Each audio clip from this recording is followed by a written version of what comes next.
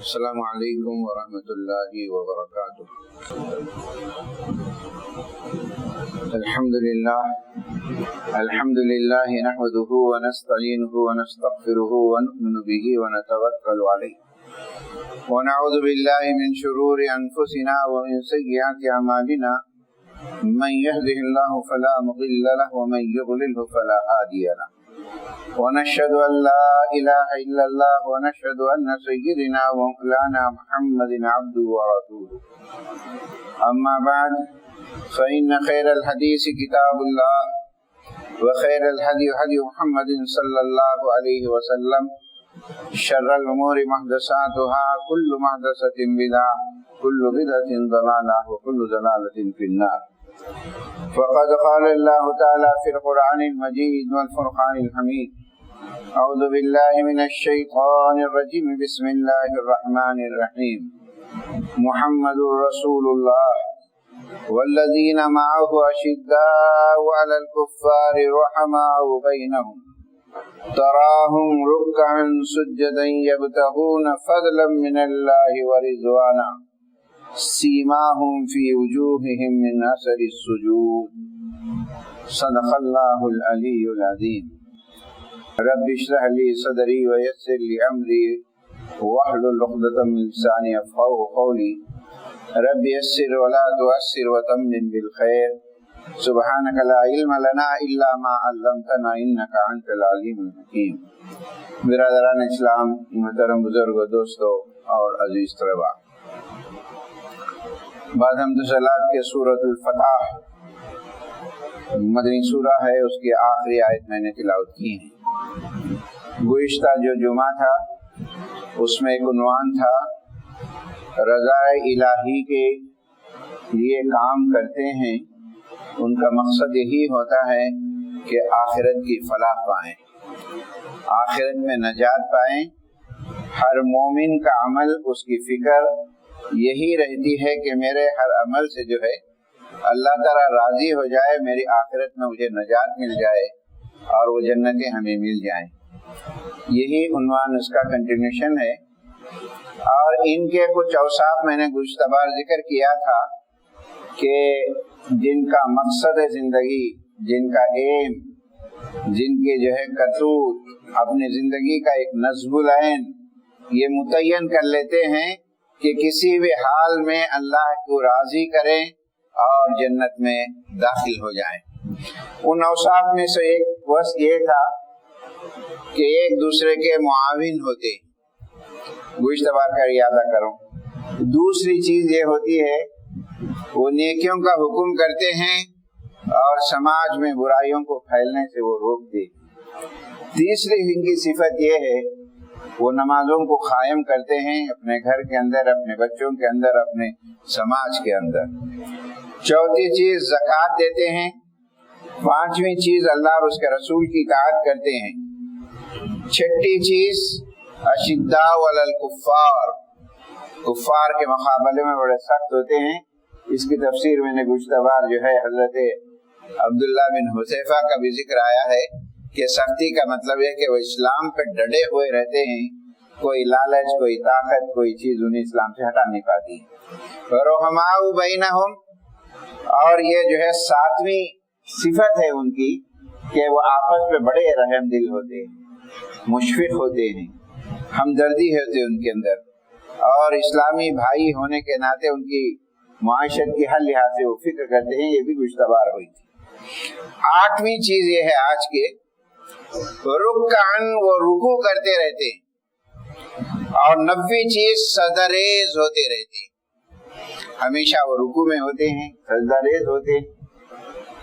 اور اللہ والوں کی یہ بھی صفت ہوئے قیاما وقعودا علی جنوبہم یتفکرون، کھڑے ہوئے، لیٹے ہوئے وہ اللہ کی کائنات پہ غور و فکر کرتے ہیں کہ اللہ کوئی چیز تو نے بیکار نہیں بنایا، اور یہ غور و فکر کرتے ہیں۔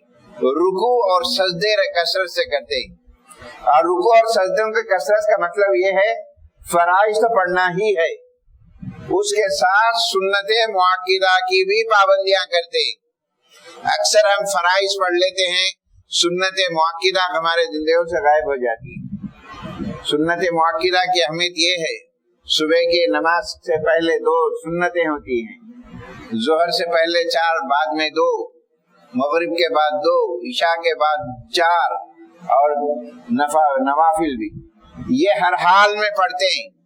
اب بہت سارے طلبہ ایسے ہیں ہمارے پاس کہ بہت سارے فرض ادا کر لیے تو ہم کافی ہو گئے سمجھتے ہیں، سنتوں کی طرف توجہ نہیں دیتے۔ سنت مؤکدہ تاکید کی ہے رسول اللہ صلی اللہ علیہ وسلم نے، اور پڑھنے کا حکم دیا ہے، اس کو چھوڑو مت۔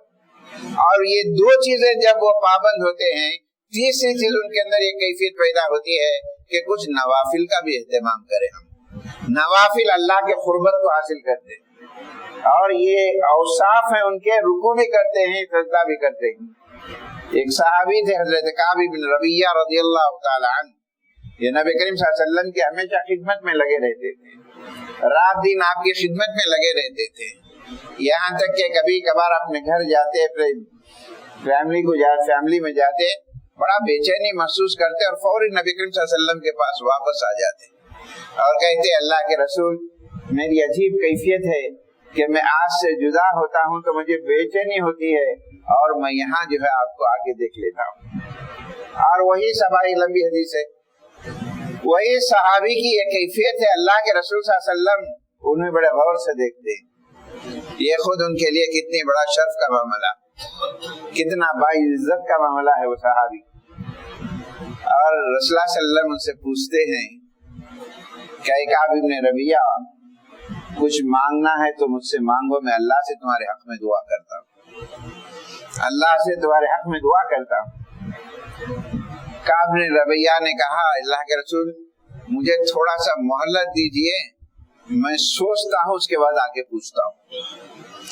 تو گئے، پھر اس کے بعد دوسرے دن آئے، اے اللہ کے رسول صلی اللہ علیہ وسلم میں نے ڈیسائیڈ کر لیا ہے کہ آپ سے کیا مانگنا ہے۔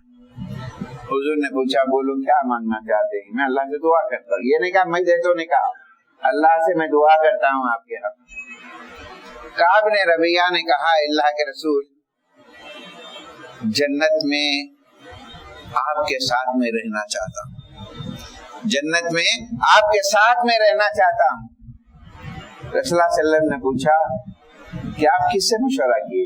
انہوں نے کہا اللہ کے رسول میں کسی سے مشورہ نہیں کیا، یقیناً میں اگر کوئی دنیا کی دولت مانگتا تو آپ دعا کرتے تو میرے پاس دولت کے انبار لگ جاتے، آپ کی دعا رد نہیں ہوتی ہے، لیکن یہ ساری چیزیں میں کھاؤں گا ختم ہو جائیں گی، لیکن آخرت اہم ہے، وہاں کی کامیابی اہم ہے، پھر وہاں آپ کا ساتھ مل جائے تو بڑی بات ہے، اس واسطے میں آپ کا ساتھ رہتا ہوں۔ نبی کریم صلی اللہ علیہ وسلم کی تاریخ میں آتا ہے نبی کریم صلی اللہ علیہ وسلم نے تھوڑی دیر خاموش رہے، پھر آپ نے فرمایا کعب بن ربیعہ میں تمہارے حق میں اللہ سے دعا کروں گا، تم میری مدد کرو کثرت رکوع اور سجدے کے ذریعے سے۔ کہ نبی کریم صلی اللہ علیہ وسلم نے کیا فرمایا کہ ٹھیک ہے ہم بول دیے چلے جائیں گے، جو آج کل خوش فہمی میں مبتلا ہے مسلمان، فرائض کی پابندیاں نہیں، یہ نہیں، کچھ بھی کر لیں گے، تھوڑا تو کر لے رہا، بڑے خوش ہو گیا۔ نبی کریم صلی اللہ علیہ وسلم نے فرمایا نہیں، کثرت سجود، وہاں کیا فرمایا فرائض اور سنتیں اور نوافل کی پابندیاں کرو تو میں تمہارے حق میں دعا کروں گا۔ تو فلاح آخرت، جنت کے حصول کی جو تڑپ ہوتی ہے وہ یہ کیفیت یہ ہے رکعن سجدن، وہ رکوع کرتے ہیں اور جو ہے سجدے کرتے ہیں۔ اب اس کے بعد جو ہے 10ویں صفت ہے یبتغون فضلا من اللہ، وہ اللہ کے فضل کی تلاش میں ہوتے ہیں۔ یہ بھی نہیں کہے کہ دنیا کو چھوڑ کر اللہ کی عبادت میں لگے ہوئے بیٹھے ہوئے ہیں، تسبیح لے کے بیٹھ گئے، یہ نہیں ہے، وہ اللہ کی عبادت بھی کرتے، اپنے ذریعہ معاش کی بھی فکر کرتے، بیوی بچوں کے پالنے کی بھی فکر کرتے، گزارے کی فکر کرتے، اور یہ عبادتیں، یہ کیفیتوں کے بعد حلال رزق کی طرف جب آدمی دوڑتا ہے وہ اللہ کا فضل ہے۔ جمعہ کے اندر کہا گیا اذا نودی للصلاۃ من یوم الجمعہ، جب نماز جمعہ کی اذان ہو جائے فاسعوا الی ذکر اللہ، دوڑتے ہوئے آؤ۔ سوچیے آپ کامیابی کس کو کہتے ہیں؟ جمعہ کے دن اذان بھی ہو جائے، امام جو ہے آخری وقت پر جو جماعت کھڑے ہوتی ہے، آئے اور 2 رکعت پڑھے، سلام پھیرے، بھاگ گئے اور یہی نماز حق ادا کر دی۔ فاسعوا الی ذکر اللہ، اللہ کے ذکر کی طرف آؤ۔ اس کے بعد کیا گیا؟ جب آپ نماز پڑھ لیے، اطمینان کی پڑھ لیے، سنتیں بھی پڑھے، اللہ سے بھی دعا کرے، یہ گھڑی ہے اس میں تمہاری دعا رد نہیں ہوتی ہے، اگر وہ دعا کرے اللہ تعالیٰ قبول بھی کر لیتا ہے، وہ کیفیتوں سے بیٹھے رہے۔ اب دیکھتے ہیں ہم کیا ہے نماز جمعہ، کثیر تعداد بوڑھوں کے آخر میں بوڑھے بچ جاتے مسجد میں، جوان بچے، اللہ نے ان کو طاقت دی ہے، اللہ نے ان کو صحت دی ہے، اللہ نے ان کو صلاحیتیں دی ہے، اور اللہ کہہ رہا میں مانگو دے دینے والا ہوں، تمہاری زندگی کو سوار دینے والا ہوں۔ سلام پھیرتے کے نہیں کہ بھاگ جاتے۔ اس کے بعد جو آپ جاتے ہیں یا پڑھائی کے آپ فائدہ مند ہوتی ہے، کاروبار ہوتے ہیں، فَإِذَا خُزِيَتِ الصَّلَاةُ فَانْتَشِرُوا فِي الْأَرْضِ، عمر کا سیغہ ہے، آپ نے اطمینان کرا، اللہ کے لیے آئے، بہت فائدہ مند کاروبار تھا آپ کا، وہ چھوڑ کر آئے تم، اب نماز کے بعد حکم کیا کہ ہم نہیں، بیٹھو بھائی جاؤ، فَانْتَشِرُوا فِي الْأَرْضِ، زمین میں وَابْتَغُوا مِنْ فَضْلِ اللَّهِ، اب جو بھی تم کمائیں گے اللہ کا فضل تمہارے ساتھ رہے، اللہ کی مہربانیاں ساتھ رہیں، تمہاری زندگی کی برکتیں ساتھ رہیں گی۔ جمعہ کی ادائیگی صحیح طریقے سے کرنے کے بعد آپ جب جائیں گے علم حاصل کرنے، وہ آپ کا علم اللہ کے فضل کا ہوگا، آپ کو دنیا اور آخرت سنور جائے گی۔ وَابْتَغُوا مِنْ فَضْلِ اللَّهِ، اللہ کے فضل کو تلاش کرتے ہیں، یہ 10ویں صفت ہے۔ پھر اس کے بعد 11ویں صفت بیان کی گئی ہے، سیماہم فی وجوہہم من اثر السجود، ان کو دیکھیں گے ان کے چہروں پہ ایک رونق ہوگی، سجدے کے نشان ہوں گے۔ حدیث میں آتا ہے 2 نشانیاں اللہ کو بڑی پسند ہیں، ایک وہ نشانی جو سجدہ کرتے ہیں، نشانی پیشانی پہ آتی ہے، اللہ کو بڑی پسند آتی ہے۔ اللہ کے راستے میں کام کر رہے ہیں، اللہ کے لیے کام کر رہے ہیں، کوئی زخم لگ جائے، کوئی نشان ہو جائے، یہ 2 نشانی اللہ کو پسند ہوتی ہیں۔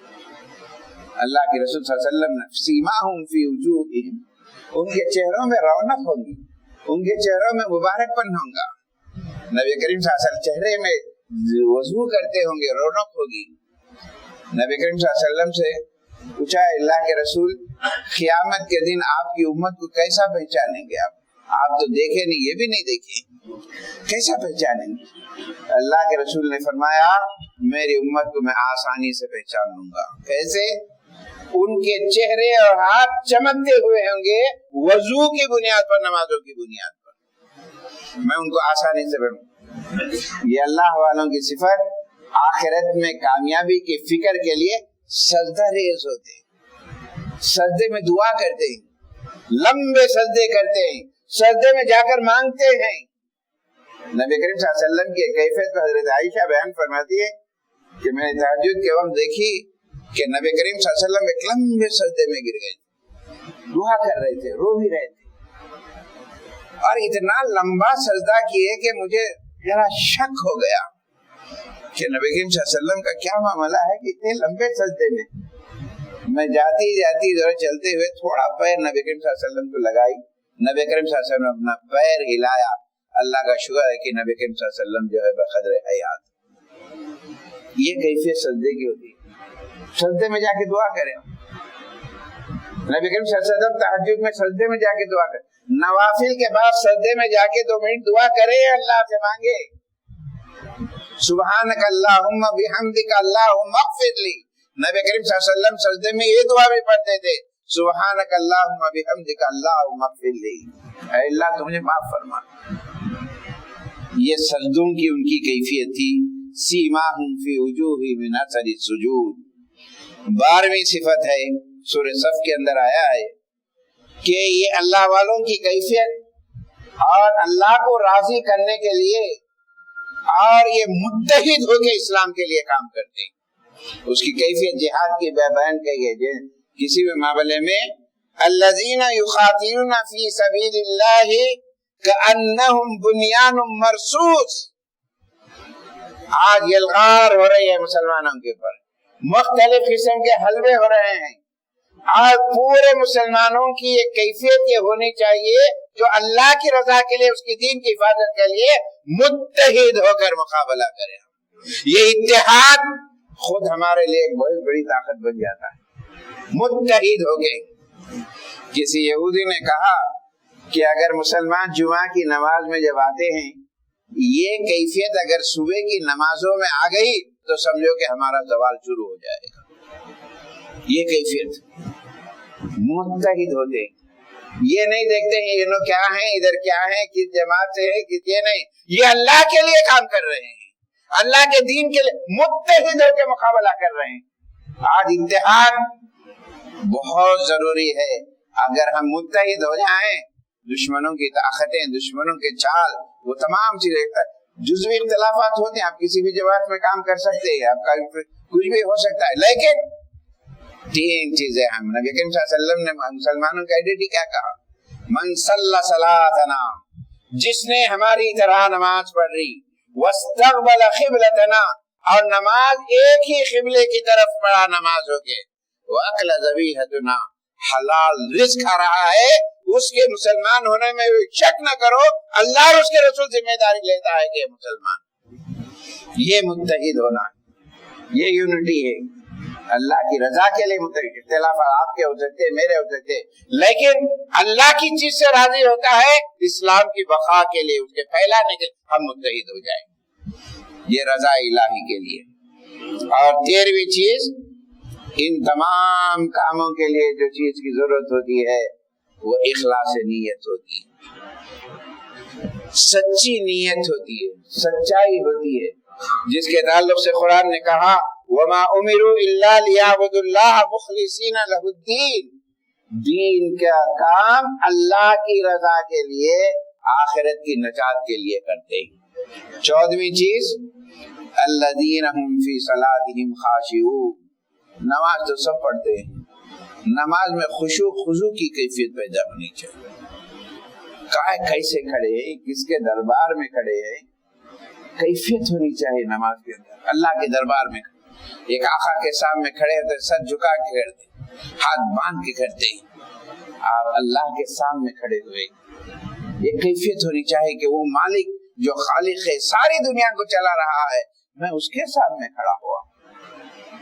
جیسا کہ حضرت عمر رضی اللہ تعالیٰ نے کہا, نماز میں تصور یہ رکھو اللہ کو تم دیکھ رہے ہو, اللہ تم کو دیکھ رہا ہے, اللہ تم کو دیکھ رہا ہے. لیکن نمازے میں نگاہیں ہٹ جاتی, خیالات بڑھ جاتے ہیں. ایک صحابی نے پوچھا, اللہ کے رسول میں نماز پڑھتا ہوں, کبھی کبھار نگاہ ادھر ادھر چل جاتی, کیا تصور دیا اللہ کے رسول, نمازوں میں کیفیت پیدا کر, نمازوں میں مزہ لینے کے لیے.